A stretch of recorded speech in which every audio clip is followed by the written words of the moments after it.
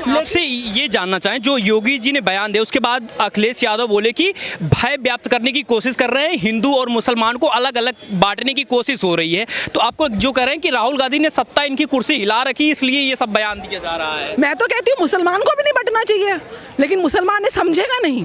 मुसलमान को ये सोचना चाहिए कि जाओ मुस्लिम कंट्रीज में जो आपस में सिया सुन्नी मार रहे हैं, काट रहे हैं, यहाँ आप हो क्योंकि ये हिंदूवादी, हिंदू और सहिष्णुता है, यहाँ पे सनातन है, तो आप सुरक्षित हो। आप लोग यहीं के हो, उनका डीएनए देखोगे तो कितने मुगल आए थे, कोई अपनी बीवियों को लेकर आए थे, यहीं की तो महिलाएं थी, कोई वहाँ से कारीगर लेकर आए थे जिससे ताजमहल खड़ा कर दिया, यहीं के तो कारीगर थे, यहीं तो मणियाँ थी, यहीं तो सारे रत्न थे, यहीं के एसेट्स को यहीं लगा के तुमने बोल दिया कि मुगल राजा हो गए। मुगलों ने तो जो अत्याचार किया और उसके बाद अंग्रेजों ने किया, और उन अंग्रेजों के मंसूबे को इन्होंने पूरा करवाया कांग्रेस परिवार ने। आज वही डिवाइड एंड रूल की पॉलिसी लेके चल रहे हैं। मैं तो कहती हूँ मुसलमानों को भी बंटने की जरूरत नहीं है, आप 100 के 100% एक हो जाओ और 80 हाथ जुड़वा लो। बढ़ते रहोगे तो सच्ची में कटते रहोगे। आपके पास उदाहरण पाकिस्तान का है, आपके पास उदाहरण बांग्लादेश का है, सारे बॉर्डर संवेदनशील है, आप केवल इधर सुरक्षित हो। अगर सुरक्षा अपनी देखनी है, अपने बच्चों का भविष्य देखना है और अपना अस्तित्व देखना है। राहुल गांधी लगातार ये कह रहे हैं कि उनकी सत्ता जो है कुर्सी हिला रखा है, यू टर्न वाली सरकार बना दी है हमने, और इसलिए जो है बयान दिया। राहुल गांधी को सिर्फ कुछ नहीं, फर्स्ट क्लास की मैथ्स की बुक खोलनी चाहिए, उसमें greater than and lesser than का कॉन्सेप्ट समझना चाहिए कि 240 ज़्यादा है कि आपकी 99 ज़्यादा है, तो उनको पता चल जाएगा कि कौन हार रहा है कौन जीत रहा है। 240 से 99 3 गुना ज़्यादा है, और आप 549 से 99 लेकर आए हैं, तो आप 2 बार फेल होते हैं। अगर आप फेल की परसेंटेज 33 लगाते हो तो आप 2 बार फेल हो रहे हो। 2 बार फेल होने वाला व्यक्ति बोल रहा है कि जीतने वाला हार रहा है। कमाल की सोच है।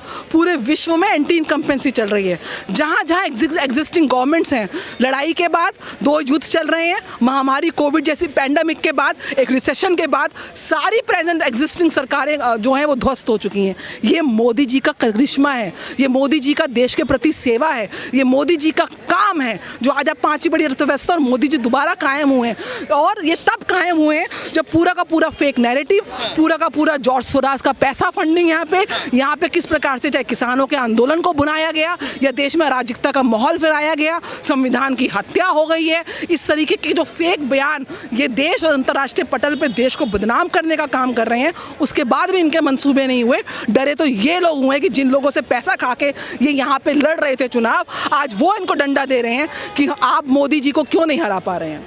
तो आपके हिसाब से लग रहा है कि काम जो कांग्रेस का जो आरोप है, विपक्षी दलों का जो आरोप है कि काम नहीं ये लोग कर रहे हैं, इसलिए हिंदू मुसलमानों को बांटने या ऐसे बयान देकर जो काम कर रहे हैं, आपके हिसाब से लग रहा है कि मोदी सरकार में काम हो रहा है? क्योंकि कह रहे हैं यू टर्न की सरकार बन गई है मोदी सरकार। राहुल गांधी से जरा पूछो कब से सांसद हो, उनकी क्या अचीवमेंट है देश को लेकर। वो तो मोदी जी हमेशा पूछते रहते हैं कि मोदी जी ने क्या किया। आज वो लीडर ऑफ ऑपोजिशन है। तो मैं देश की जनता में, मैं वोटर हूँ, देश की सिटीजन हूँ, मैं आपसे पूछ रही हूँ राहुल गांधी जी, आप एलओपी हैं, आपने क्या काम किया? एक काम, एक छोटा काम, केवल ये जो डायनेस्टी लेकर आए हैं कि मैं राजीव गांधी का बेटा हूँ, इंदिरा गांधी का परपौत्र हूँ, जवाहरलाल नेहरू का परपौत्र हूँ, उसके अलावा उनकी आइडेंटिटी क्या है, मुझे राहुल गांधी का तो पहले ये बता दो।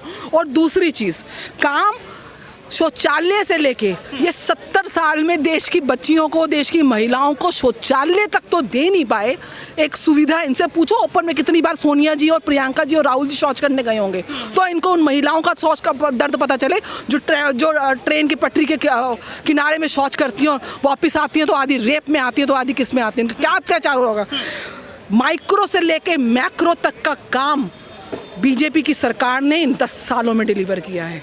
चाहे वो शौचालय हो, चाहे वो आपके नल का आखिरी गांव तक नल पहुंचाने की व्यवस्था हो, आखिरी गांव तक सड़क पहुंचाने की व्यवस्था हो, आखिरी गांव तक बिजली पहुंचानी हो, युवाओं की स्किल डेवलपमेंट हो, युवाओं को मुद्रा योजना देनी हो। आज युवाओं की इंटर्नशिप की भी बात हुई है, चाहे वो सेमीकंडक्टर डिवाइसेस हो, चाहे वो स्पेस टेक्नोलॉजी हो। आपके उसमें तो आपने चांद पे भी जवाहर पॉइंट का नाम दे दिया था, आज चंद्रमा में आपको झंडा लहरा रहा है। आज आदित्य ऑर्बिट में, सन की ऑर्बिट में आपका तिरंगा लहरा रहा है, मंगल में आप पहुंच गए हैं। आज आप चाहे डिफेंस की फील्ड्स हो, चाहे आपके बच्चों की ओवरऑल, आप देखिए आपके वीज़ा की वैल्यू कितनी बढ़ चुकी है, आपके पासपोर्ट की। आज हिंदुस्तान का जो पासपोर्ट है, पहले तो आपको dogs and Indians and browns are, they are not allowed, they are treated like same. आज जाइए देखिए, इंडियंस के लिए सारे विश्व के दरवाजे खुले हुए हैं। देश तो छोड़िए, आज आपका यूपीआई फ्रांस तक कॉपी कर रहा है। आपके टाइम पे तो आपके कपड़े भी वहाँ इस्त्री होने थे, आज यहाँ की टेक्नोलॉजी लोग हायर कर रहे हैं। डिजिटलाइजेशन में आपके एम्प्लॉय, आपके बच्चे, आपके नागरिक सबसे ज़्यादा गूगल पे सबसे ज़्यादा CEO इंडियंस हैं। तो आज इंडियंस चाहे इंजीनियरिंग चाहे मेडिकल के क्षेत्र हो, हर क्षेत्र में लखपति दीदी हो, महिलाओं को आगे बढ़ाया, 33% महिलाओं को आरक्षण दिया। आपने तो आज तक महिलाओं के आरक्षण की बात तक नहीं करी, या पारित ही नहीं किया जब तक मेजोरिटी है। तो मिस इंडिया पे सवाल उठा रहे हैं। 1870 में PDP में उसके साथ इट वाज एक कूटनीतिक डिसीजन कि उनके साथ कोलैबोरेशन करो। बहुत टैक्टफुली वो कोलैबोरेशन की गई। पहले राज्यसभा में 370 धारा पारित किया गया है, जहाँ पे NDA की बहुमत नहीं थी। उसके बाद लोकसभा में हुई है, और बहुत शांतिपूर्ण तरीके से। और इनके नेता क्या बोलते थे, 370 हटी तो खून की नदियां बह जाएंगी। जैसे आप बंगाल में ममता जी बोल रही हैं कि बंगाल की आग पूरे देश में लग जाएगी। निश्चय रूप से आप बोलते रहिए, ना आप देश में आग लगा पाएंगे, ना देश में खून की नदियां बहा पाएंगे। ये आपका राज्य, आपका समय नहीं है, ये भारत का समय है। ये देश में उस विचारधारा का समय है जो राष्ट्र विकास को सर्वोपरि रखता है। आप केवल परिवार विकास में लगे रहे, यहाँ पे राष्ट्र विकास सर्वोपरि है। तो ना यहाँ पे खून की नदियां बहेंगी, ना ही आग लगेगी। आग उनके घर में लगेगी जो दूसरे का घर जला रहे हैं, खून की नदियां वहां बहेंगी जो दूसरे का खून बहा रहे हैं। जो विपक्षी दल कह रहे हैं कि 100 साल पीछे चला गया है मोदी सरकार में जो विकास का काम है, उस पे क्या कुछ आपका टेक रहेगा? कुछ नहीं कह सकती मैं, मतलब उनको स्कूलिंग जाना चाहिए, उनको टेक्नोलॉजी को समझना चाहिए। आज UPI से आप कर रहे हैं। आज भारत का नॉर्मल, मैं एयर फ्लाइट करती हूँ, बहुत एवरेज इनकम ग्रुप का इंसान भी हवाई जहाज में आज ट्रैवल कर रहा है। मेरे ख्याल से इनके समय में तो हमारी मेड्स जो होती थी ना, मैं सच बता रही हूँ, घर में जो मेड्स होती थी वो फटे पुराने कपड़े लेके जाती थी, उसको सिल के पहनती थी। आज आप परचेजिंग पावर पैरिटी में भारत तीसरे नंबर का है। आज जाके अपने वार्डरोब जाके देखिए, आज आप देखिए कि आपके किचन का खर्चा कितना है, आपके जेब में मोबाइल देखिए आप कौन सा है, आप टेक्नोलॉजी, और उसके बाद भी आप रो रहे हैं।